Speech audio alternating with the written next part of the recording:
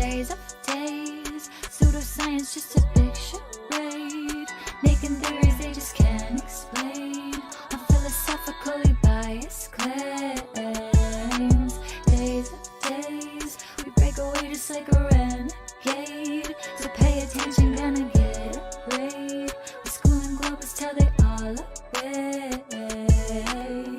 School and globus with diplomas and a chip on the shoulder. Debate is over, mind is sober, solar system disclosure. Can't go back once you heard the facts. We make a pact, never take it back. School and ballers and the followers that give them their dollars. They try to holler in the chat that you're a fraud, not a scholar. They hating y'all, that's why they attack. The earth is flat no matter how much they laugh. Days of days, pseudoscience just a big charade. Making theories they just can't explain. On philosophically biased claims. Days of days, we break away just like a renegade. So pay attention, gonna get a grade. With school and globus till they all away.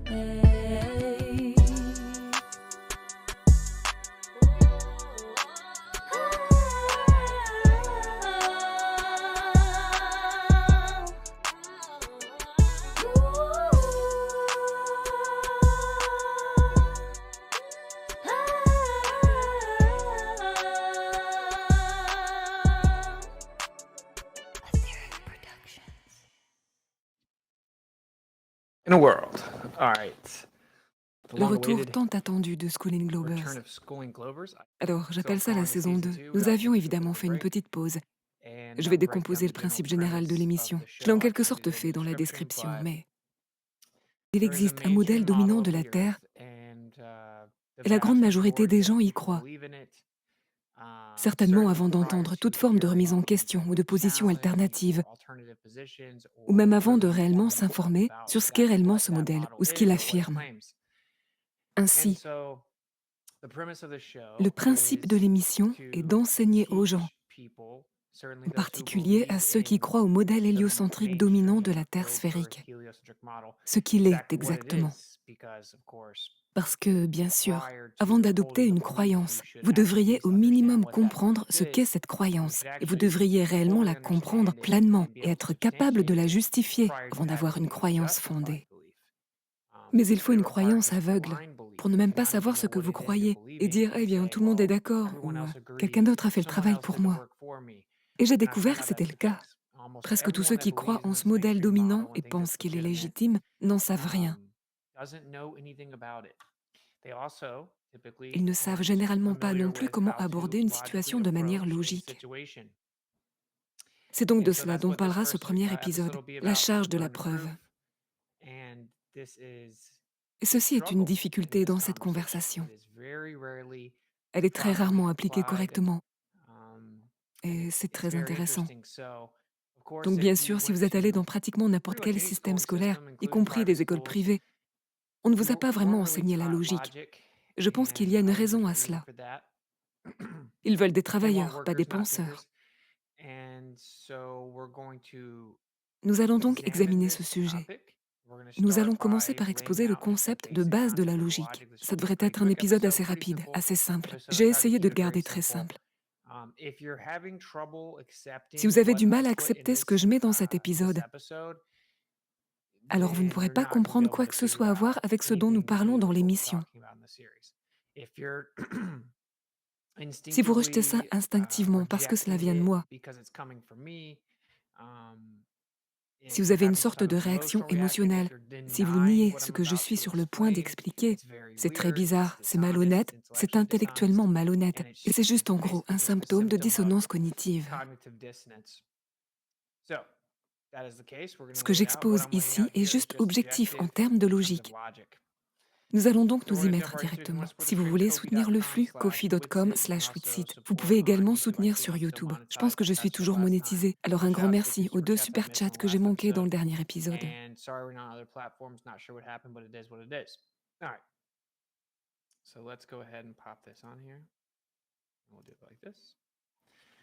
Très bien, alors allons-y. La charge de la preuve.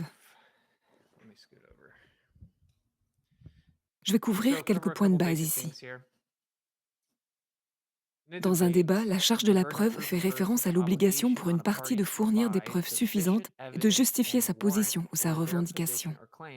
Ce concept trouve son origine dans l'expression latine Homus probandi incubit eiquit dicit non equit negat, qui signifie la charge de la preuve incombe à celui qui affirme et non à celui qui nie. Je vais le répéter. La charge de la preuve incombe à celui qui affirme et non à celui qui nie. Cela a bien sûr été intégré dans le système judiciaire. C'est un principe de logique ancien. Il trouve ses racines dans la reconnaissance logique qui était à l'origine en latin. Et encore une fois, c'est un concept très très simple. La charge de la preuve incombe à celui qui affirme et non à celui qui nie. C'est donc très important dans cette conversation. Parce que souvent, les gens agissent comme si quiconque nie ou n'accepte pas aveuglément ce qu'ils conçoivent comme étant le modèle dominant. Presque aucune des personnes qui y croient ne sait même ce que c'est. Ils en ont généralement une version différente dans leur esprit. Ils pensent savoir, et ce n'est même pas ce qu'est réellement le modèle dominant à ce jour. Il a été révisé de nombreuses fois par nécessité à partir de diverses falsifications de théories existantes. Et cela se produit tout le temps. Donc j'ai mis ici 3 idées principales qui me semblent très importantes. Premièrement, les affirmations positives. La position qui fait une affirmation positive a la charge de la preuve, c'est très simple. Deuxièmement, la falsification est indépendante du remplacement. Une hypothèse n'est pas acceptée comme vraie juste parce que l'affirmation n'a pas été remplacée. La falsification d'une idée est entièrement indépendante de son remplacement. Et troisièmement, le renversement de la charge de la preuve. La charge de la preuve n'incombe pas à la partie qui conteste l'affirmation positive. Je vais vous donner quelques exemples de chacune d'entre elles. Donc évidemment, si je dis « il y a une licorne dans mon placard », j'ai la charge de justifier cette affirmation positive, c'est très simple. Tout le monde le comprend. La falsification est indépendante du remplacement. J'utilise souvent l'analogie de l'adoption et alors que je descends et que je découvre des papiers dans le tiroir de mes parents. C'est étiqueté « ne pas ouvrir ». Je l'ouvre et je découvre que c'est ce dossier de papier qui dit que j'ai été adopté. Et je suis adulte maintenant. Toute ma vie, j'ai pensé que c'était mes vrais parents biologiques. Je viens de découvrir qu'ils ne le sont pas. Il y a des tests ADN, il y a la preuve qu'ils ne sont pas vraiment mes parents et que je suis adoptée. Je vois tous mes papiers d'adoption. Je vais vers toi et je dis « Mec, tu ne croiras jamais ça. Tout ce que je crois être vrai était un mensonge. En fait, je suis adoptée. » Et tu me dis « Attends, de quoi tu parles ? Nous connaissons tes parents, je suis allée chez toi plusieurs fois, je connais tes parents. » Ouais, mais il s'avère qu'ils ne sont pas vraiment mes parents biologiques, ce sont mes parents adoptifs. Et puis tu dis, attends, de quoi tu parles? Tout le monde sait que ce sont tes parents. L'Église, les gens de l'Église savent que ce sont tes parents. Les gens de l'école, les gens de toute la communauté. Tout le monde sait que ce sont tes parents. Tu penses que tout le monde est dans le coup de ce mensonge? Et alors je dis, eh bien non, je ne pense pas logiquement que tout le monde soit au courant du mensonge. Ils croient aussi que ce sont mes vrais parents, mais ce n'est pas le cas. Et puis tu dis, eh bien, qui sont tes vrais parents alors? C'est une bonne question, je ne sais pas, j'aimerais savoir, je suis intéressée par la recherche de mes vrais parents. Mais ce que je sais, c'est que ceci est la preuve que ce ne sont pas mes vrais parents. C'est genre, voici simplement la preuve concrète qu'ils m'ont adopté. Ils ne sont pas mes vrais parents. Si vous répondiez par, eh bien, tant que tu ne peux pas me dire qui sont tes vrais parents, et remplacer ce que je crois être tes parents par les vrais, alors je continuerai à croire que ce sont tes parents biologiques. Ce serait incroyablement ridicule, n'est-ce pas? Tout le monde comprendrait à quel point ce serait insensé. Cela n'a aucun sens. La démonstration que ce ne sont pas mes parents biologiques est indépendante de ma capacité à les remplacer par mes vrais parents biologiques. La falsification est indépendante du remplacement. Ceci est un concept très important à comprendre en termes de logique en général, et certainement dans cette conversation. Et cela s'explique par le fait que le modèle dominant a fait de nombreuses affirmations extraordinaires. Et je suis sûre que vous avez entendu dire que des affirmations extraordinaires exigent des preuves extraordinaires. Et nous vivons désormais dans un paradigme où les gens nous disent de quoi est faite une étoile qui est à 46 milliards d'années-lumière de distance. D'accord, donc si je vous dis que les preuves suggèrent que ce n'est pas le cas, que vous avez simplement inventé cela, que vous ne pouvez pas prouver cela, c'est un raisonnement fallacieux en soi et c'est de la pseudo-science. Eh bien alors, de quoi est faite l'étoile et à quelle distance est-elle? Tant que tu ne peux pas me le dire, ma revendication reste vraie. Ce n'est pas comme ça que ça marche. Ceci est ridicule, d'accord? Numéro 3, le renversement de la charge de la preuve. La charge de la preuve ne repose pas sur la partie qui remet en question l'affirmation positive. Et on a ça souvent. Si je dis, d'accord, vous affirmez que la Terre est une sphère et a une certaine taille, eh bien, regardez, voici une mesure physique qui la réfute. Eh bien, qu'est-ce que c'est alors? Comment fonctionnent les éclipses? Alors, où est ta carte? Cela n'a pas d'importance. Voici un autre exemple du genre. En particulier, quelqu'un vous donne une vidéo prétendue d'un astronaute dans l'espace. Et ils disent que ce type est assis dans le vide à 10 puissance moins 17 torts. Il flotte simplement, réparant tranquillement l'extérieur de l'ISS. Et vous dites, d'accord, je ne crois pas nécessairement cela. Vous savez, je vois beaucoup de choses qui clochent là-dedans. J'ai vu des preuves assez convaincantes qu'ils falsifient ces vidéos où ils prétendent être dans l'espace. Ils ont été surpris en train de laisser tomber des objets. Ils ont été surpris avec des câbles. Et je ne peux pas vérifier cela de manière indépendante. Donc, je vais contester cette affirmation. Je vais la nier. Je ne crois pas aveuglément à cette affirmation. Et la personne dit, prouve que c'est faux. Ce n'est pas comme ça que ça marche. C'est un sophisme de renversement de la charge de la preuve. C'est ce qu'on entend toujours. Prouve que c'est faux. Non, prouve que c'est vrai. Vous ne pouvez pas prouver que c'est vrai, car vous ne pouvez pas le vérifier de manière indépendante. Ceci est très important. Si je vous montrais une vidéo de Sasquatch dans mon jardin, et que je disais, regardez, c'est une preuve vidéo que le Sasquatch est réel, et que vous disiez, quoi? Je ne crois pas que ce soit vraiment une vidéo de Sasquatch, et que je réponde, prouve que c'est faux. Pourriez-vous me prouver que c'est faux? Et si vous ne pouviez pas me prouver que c'est faux, cela signifie-t-il que le Sasquatch est réel et que les Sasquatch existent? Bien sûr que non. Cela pourrait être tout simplement mon ami déguisé en Sasquatch et que j'ai réellement filmé en train de courir dans mon jardin.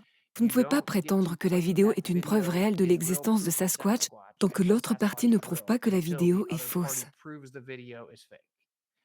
C'est une logique très simple. Et les gens comprennent tous ces concepts, toutes ces analogies et ces exemples que je donne. Mais quand il s'agit de cette conversation sur le modèle actuel de la Terre, toute logique passe par la fenêtre.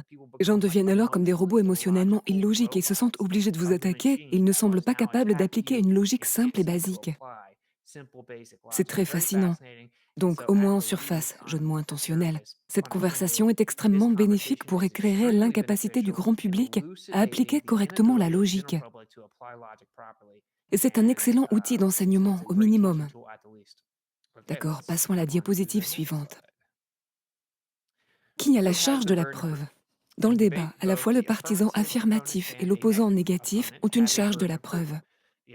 L'affirmatif a la charge initiale d'établir sa revendication, tandis que le négatif a la charge de réfuter la revendication de l'affirmatif et de fournir une perspective alternative. Maintenant, notez que je n'ai pas dit revendication alternative.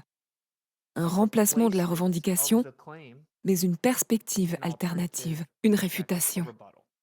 D'accord, donc numéro 1, l'affirmation positive. Encore une fois, la position positive de l'affirmatif a la charge initiale d'établir sa revendication, la charge initiale étant la phrase clé ici. Ensuite, numéro 2, l'affirmation négative. Le négatif a la charge de réfuter la revendication de l'affirmatif. D'accord, maintenant, ce que nous utilisons en logique pour présenter une idée ou pour faire une affirmation s'appelle un argument. Nous présentons des arguments afin de soutenir nos revendications, d'accord? Les arguments sont censés être logiques et raisonnables. Ils sont censés utiliser la raison et la logique. Maintenant, au fil des ans, nous avons établi des paramètres très solides pour ce qui est logique, ce qui est logiquement admissible, ce qui est logiquement fallacieux. Si quelque chose est établi comme étant logiquement fallacieux, il est logiquement inadmissible. Cela ne suit pas logiquement que cet argument prouve la revendication. Cela ne substante pas la charge de la preuve. En fait, c'est comme si cela n'avait jamais existé. Nous revenons à la revendication qui est simplement infondée. C'est ainsi que fonctionne le débat. C'est ainsi que fonctionne la logique. Alors, il existe quelque chose appelé la fallacie de la fallacie. C'est l'hypothèse selon laquelle, parce qu'un argument est fallacieux, cela signifie que sa conclusion est fausse. Ce n'est évidemment pas correct. Quelqu'un peut mal argumenter un point qui est vrai, d'accord? Quelqu'un peut utiliser un argument fallacieux, et bien que sa conclusion soit vraie, l'argument qu'il a présenté n'est pas une preuve raisonnable suffisante pour cette revendication. Par exemple, la chaleur fait bouillir l'eau. Et puis quelqu'un le remet en question et dit « Quoi? Non, ça ne le fait pas », ou peu importe. Ensuite, vous dites « Tout le monde le sait que la chaleur fait bouillir l'eau ». C'est une fallacie ad populum. appel au consensus, appel à la majorité, appel à la population. Ceci est fallacieux. Peu importe ce que tout le monde pense dans le monde, d'accord? Si tout le monde aux États-Unis, ce qui, soit dit en passant, n'était pas le cas, c'était un très petit pourcentage des États-Unis, croyait que l'esclavage était moral, cela signifie-t-il réellement que c'est moral? Bien sûr que non. Qu'en est-il lorsque presque tout le monde pensait que la Terre était plane? Qu'en est-il lorsque tout le monde pensait que la Terre était stationnaire? Ironiquement, vous pouvez appliquer cette stratégie au même sujet que les gens aiment utiliser de manière incorrecte pour expliquer ce concept. Donc, il existe quelque chose appelé la fallacie de la fallacie. Juste parce que l'argument est fallacieux, ça ne signifie pas que la conclusion est incorrecte. Mais pour étayer votre argument, vous devez fournir des preuves empiriques vérifiables et les présenter sous une forme logiquement valide. Cela est connu depuis que les humains raisonnent, c'est-à-dire depuis qu'ils existent.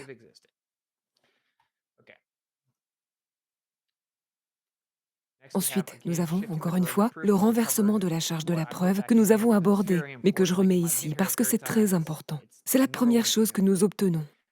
Le sophisme du renversement de la charge de la preuve se produit lorsque la partie affirmative transfère la charge sur la partie qui conteste ou nie l'affirmation positive. Encore une fois, utilisons simplement l'analogie de l'espace.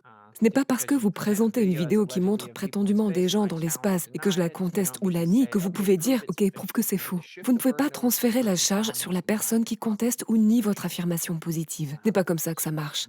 Vous devez fournir des preuves légitimes dans un format logique. Bon, maintenant, un concept très important ici, le rasoir d'Occam. C'est ce qui est de plus simple à appliquer en termes de logique, ou bien souvent en science. C'est l'une des premières étapes pour découvrir ce qui est vrai.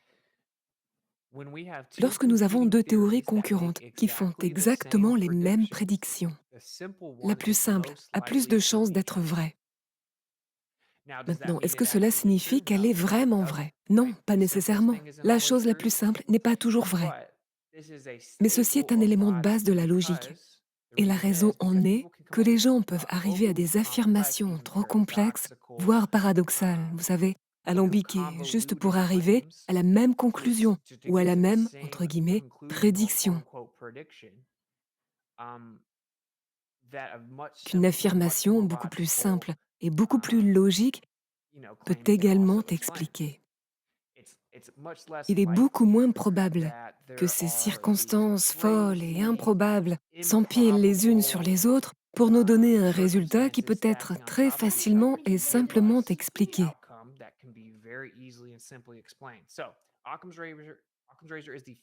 Le rasoir d'Occam est donc la première étape de la logique pour essayer de déterminer lequel des deux exemples, réponse, affirmation ou explication, est valide.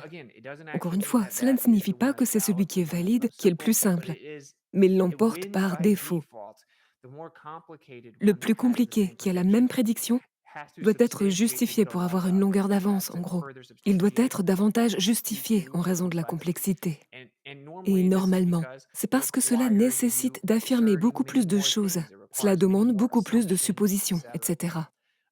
Un bon exemple de cela est: nous voyons le Soleil et la Lune apparaître de la même taille dans le ciel. Le rasoir d'Occam dirait que le Soleil et la Lune sont de la même taille est l'explication la plus probable, car c'est l'explication la plus simple et directe pour cette observation selon laquelle le Soleil et la Lune apparaissent de la même taille, et que parfois l'un peut être plus proche que l'autre, mais il y a des moments où ils sont très très proches l'un de l'autre, montrant ainsi qu'ils sont effectivement de la même taille. Et cela parce qu'ils ont la même taille. Alors aussi, il existe une autre affirmation qui dit que la Lune est en réalité 400 fois plus petite que le Soleil et par coïncidence, par pur hasard cosmique, exactement 400 fois plus proche que le Soleil. Donc, ils apparaissent de la même taille. En appliquant le rasoir d'Occam, évidemment, la conclusion la plus probable est que le Soleil et la Lune sont de la même taille.